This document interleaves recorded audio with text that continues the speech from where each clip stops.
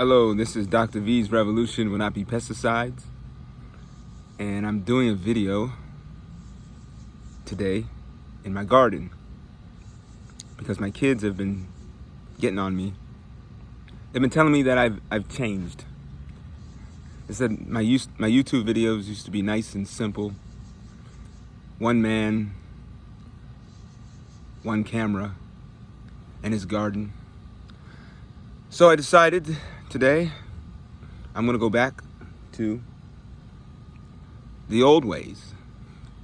Garden video. Garden slash, life lessons, I guess. And because the original reason why I even came up with this YouTube channel in the first place, a lot of my students actually inspired me. They told me that I have a lot of nice things to say, a lot of inspirational things to say. So, and they like the way I view the world, I guess. So I decided to do this YouTube channel. And gardening was one of the ways that I felt like I could really express my philosophy on life. It's about being, independent. It's about being having a sense of feeling like you have a sense of purpose in the things that you do.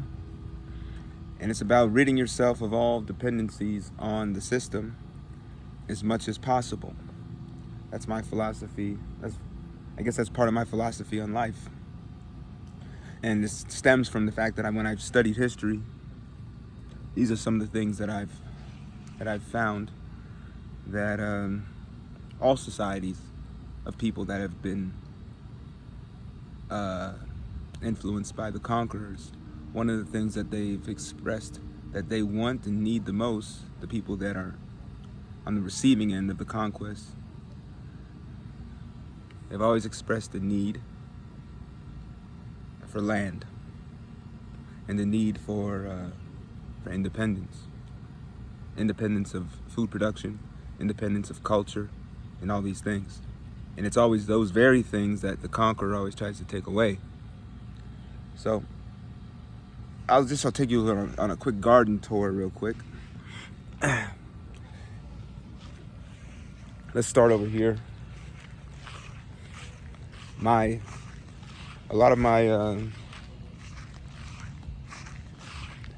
made videos in the past about my mango trees, and some of them have been growing a lot.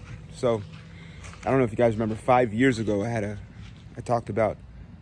a friend by the name of Danielle who gave me 100 rotten mangoes from South Florida, and they couldn't eat them all fast enough. So she gave me the mangoes as they were rotting, and because I said I could use them. And I ended up just planting them, just pretty much digging trenches and holes all throughout my backyard and throwing the rotten mangoes in there. And as a result, I've had a myriad of mango trees growing. I had about 80 mango trees growing at one point. We had a really bad freeze that year, so that reduced it down to probably about 60. And then I've given away a lot of my mango trees, and as well as tried to transplant some of them, in which some of them died. So that's reduced me down to probably 40. If you count the individual trees from the stem, I probably have about 40, but some of them are in bunches. So it looks more like there's probably about 20 mango trees here. So here's one of the mango trees that I've had for 5 years. I transplanted this one when it was about a year old. Yeah, about a year old. No, 2 years old. I transplanted it from where it originally was in this part of the backyard to over here. This is an avocado tree that my friend Lily gave to me when it was about yay high, and she was growing it from seed in her kitchen. And what she's been doing, every time she grows something from seed in her kitchen, she gives it to me, and I just plant it in the backyard. So this is the avocado tree. It's taller than I am. It's kind of, I've noticed that there's been some bugs on this thing that have been contributing to some of the holes in the leaves. But some of these leaves here are getting ready to fall off because I noticed on the avocado trees, some of the old leaves rot, and then new leaves end up coming in and taking its place. So as you can see here, it's just a kind of like a bunch of mango trees all along here. Now in this section here, I used to have sweet potatoes and yams growing. I haven't really taken care of the bed so much, but the sweet potatoes, they still are coming back, as you can see right here. And then the yams are also coming back. But it's not like how I had it before, where I was really taking care of it. Over here, I planted watermelon a little later than usual in the year. Usually I plant the watermelon in April and May or something like that. This year I planted it in the end of June, and so it's coming in right there, as you can see. But the watermelon, I've had less and less luck as the years have gone on. First year I had like 30 watermelons. Second year I had about 20. Third year I had about 10. Fourth year I had 1.5. This is my 5th year growing watermelon. Let's see how it does. Not sure. I got some leftover kale and collard greens right here. Some more mango trees. I got a banana tree I planted a couple years ago. The freeze kept taking it away. This is my my pharmacopoeia here. All my little medicinal herbs and stuff, like leaf of life, the lemongrass, the mango leaves themselves also serve medicinal purposes. The other day I had a really bad hiccup, and they said that if you burn the mango leaves and breathe in the smoke, that it will rid yourself of the hiccup. I had the hiccup for like 6 days. It was the worst thing, one of the worst sicknesses I ever had, 'cause I couldn't sleep at night because I was always hiccup, hiccup, hiccup. So finally was able to get rid of the hiccups by burning the mango leaves, putting it in this tin can over there, and just breathing in the smoke as it comes up. This is a papaya tree that I've been growing from seed from the 2 papaya trees I had here. Well, I had 2 papaya trees kind of stuck together here. One of them died, but this one's still surviving. These baby papaya trees that you see here came from this papaya plant when I had fruit last year. And then also there's a papaya tree in the distance over there, also came from the same fruit.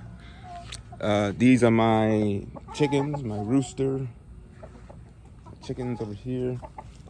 They lay eggs for me. Lemongrass, leaf of life.